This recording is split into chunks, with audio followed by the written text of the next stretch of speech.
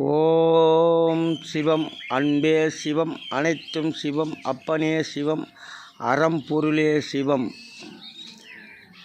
பெண்ணாசை, மண்ணாசை, பொன்னாசை என்பது இருக்கக்கூடாது ஒரு மனிதனுக்கு என்று இறைவனுடைய அறிவுரை. மனைவி ஆசை கூடாது என்று இறைவன் உரைக்கவில்லை. பெண்ணாசை என்றால் மனைவி இருக்கும்போது மற்றொரு பெண் மீது ஆசைப்படுவது பெண்ணாசை. மண்ணாசை என்றால் நம் பெற்றோர்களோ அல்லது நம்ம தாத்தா பாட்டி அவர் முன்னோர்களோ நமக்கு ஒரு தலைமுறைக்கு தேவையான இடஒதுக்கீடு வாங்கி வைத்திருந்தால் அதிலே நாம் வாழ்ந்தால் போதும். அடுத்து நம் தலைமுறை வாழ்வதற்கான வழிகளை இறைவன் வகுத்திருப்பான். ஆனால் அவ்வாறு இல்லை. சில மனிதர்கள் 10 தலைமுறைக்கு தேவையான மண்ணாசையை வைத்து அதை சேர்த்ததினால் இன்று பசுமைகள் எல்லாம் அழிந்தது.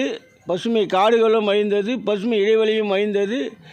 நறுமண காற்று இல்லாமல் நோய் பரவு அதிகமானது. இந்த நிலைக்கு தள்ளப்பட்டார்கள் மனிதர்களே. இந்த மனிதர்கள் என்று கூறுவதற்கு கூட ஆட்சி நடத்தும் ஆட்சியாளர் மடமையாளம் முட்டாள்கள், அசுரர்கள், அகோரிகள் என்று கூறலாம். அகோரிகள் என்றால் சிவனுடைய அவதாரம்தான். ஆனால் அகோரிகள் என்ன, அவர் எந்த நிலையில் வாழ்கிறார் என்பது உங்களுக்கு தெரியாது. அது காலம் பதில் சொல்லும். ஆகையினால் அதே போன்ற நிலையில்தான் இந்த அரசியல்வாதிகள் வாழ்கிறார்கள்.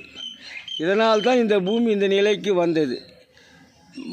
பெண்ணாசை, மண்ணாசை, பொன்னாசை ஓரளவுக்கு தான் நம் இடத்தில் வீட்டில் உள்ள பெண்களுக்கு நம் வம்சத்தில் உள்ளவருக்கு 2 ஜோடி அல்லது 3 ஜோடி இருந்தால் போதும். அந்த தங்கம் அந்த அளவுக்கு வாங்கி வைத்திருந்தால் இந்த நிலைக்கு தங்கம் வந்து இருக்காது. இந்த விலை உயர்ந்து இருக்காது.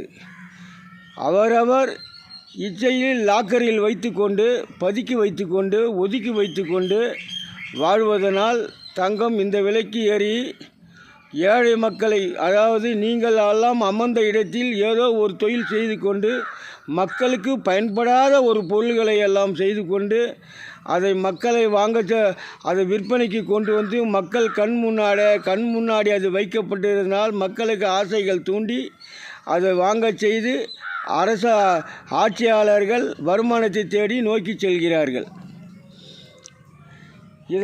இதுதான் பொன்னாசை. அளவோடு இருந்தால் இந்த அளவுக்கு வந்து இருக்காது. இதன் பாவத்தின் சம்பளம் கருமை வினை என்றால் என்ன தெரியுமா? இன்று தங்கத்தை வாங்கி லாக்கரில் வீட்டில் கிலோ கணக்கில் வைத்திருக்கும் மனிதர்கள் உணர்ந்து அறிய வேண்டும். அரசியல் முதல் ஆண்டி முதல் அனைவரும் அறிய வேண்டும்.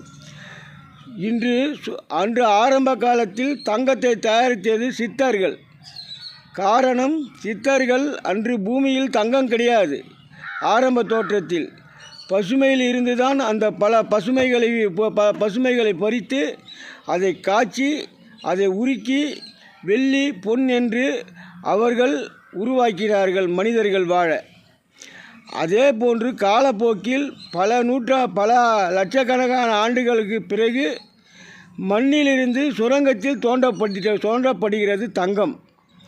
அந்த சுரங்கத்தில் தோண்டப்படுபவர்கள் அனுதினம் அவர் உயிர் வாழத்தான் தோண்டியவர்கள் நமக்கு தருகிறார்கள். அவர்களுக்கு என்று 1 கிராம் கூட கிடையாது.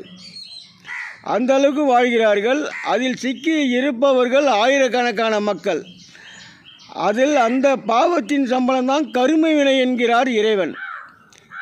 இது போன்ற நிலையெல்லாம் அறியாத அரசாட்சிகள், மூடர்கள், முட்டாள்கள், அவர்கள் எதையும் யோசிக்காமல் மக்களை மடமையாக கொண்டு செல்லவே, அவர்கள் கீழ்த்தரமாக கொண்டு செல்லவே அவர்கள் அறிவு ஆற்றலை விரிவுபடுத்தி செயல்படுத்தி நடைமுறையில் சமூகத்தில் விரிவுபடுத்தி அதில் எத்தனை பேர் பாதிக்கப்படுகிறார்கள், எத்தனை பேர் வேதனைப்படுகிறார்கள், எத்தனை பேர் உயிர் இழக்கிறார்கள் என்பதையெல்லாம் அறியாமல் மூடர்கள் ஆட்சி நடத்துகிறார்கள். இவர் மட்டுமல்ல, ஆதி காலத்திலிருந்து இக்காலத்தில் இன்று உள்ளான விஜயன் அவனும் அதே நிலையில்தான். எவனும் உத்தமன் அல்ல. எல்லாம் அதே நிலையில்தான். இது